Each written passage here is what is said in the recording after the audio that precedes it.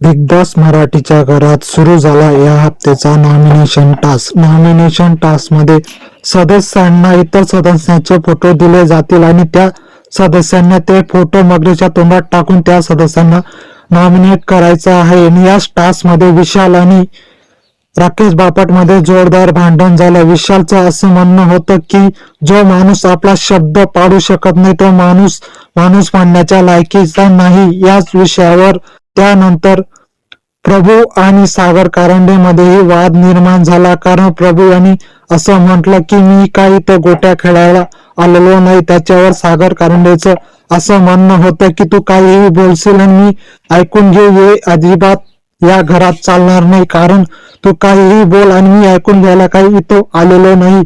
अशा प्रकारे big boss मराठीच्या घरात नॉमिनेशन टास्क हा पार पडणार आहे. आणि ज्या नॉमिनेशन टास्क मध्ये जे सदस्य नॉमिनेट होतील, जेवढे सदस्य नॉमिनेट होतील त्या सदस्यांमधून एक